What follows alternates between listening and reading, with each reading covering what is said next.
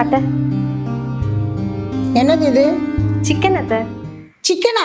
யாரை கேட்டு இப்ப நீ சிக்கன் செஞ்ச? ஊர்ல இருந்து வந்திருக்கீங்க, கொஞ்சம் ஹெல்தியா கொடுக்கலான்னு தான். சிக்கன்ல புரோட்டீன் இருக்கு, உங்க ஹெல்த்துக்கு ரொம்ப நல்லது. அடேங்கப்பா, என் ஹெல்த்தை பத்தி நீ ஒன்னும் அக்கறைப்பட தேவையில்ல. அதிக பிரசங்கித்தானெல்லாம் பண்ணாத.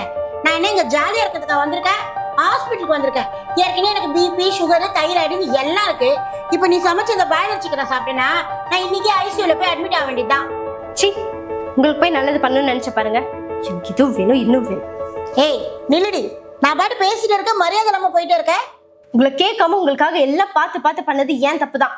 அதுக்காக என்ன உங்க காலில் விழுகணுமா? சொல்லுங்க, விழுகிறேன். தயவு செஞ்சு என்னை விட்டுருங்க.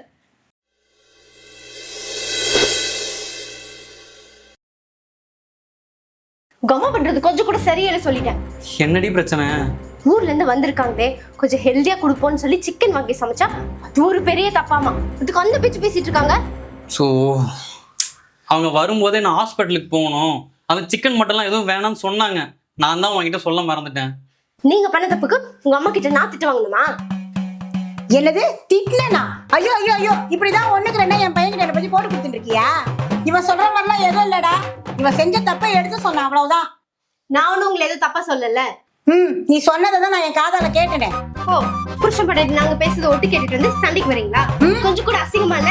நான் ஏடி ஒட்டு கேட்கணும்? அதான் நீ பேசுறது நல்லா கேக்குதே. அம்மா, இதெல்லாம் ஒரு பிரச்சனையே இல்லம்மா, கொஞ்ச நேரம் அமைதியா இருங்கம்மா. நீ என்னடா என் வாயை மூட சொல்ற? உன் பொண்டாட்டி வாயை மூட சொல்லு. ஏய், நீயாச்சும் நான் சொல்றத கேள்றி, கொஞ்ச நேரம் அமைதியா இருறி.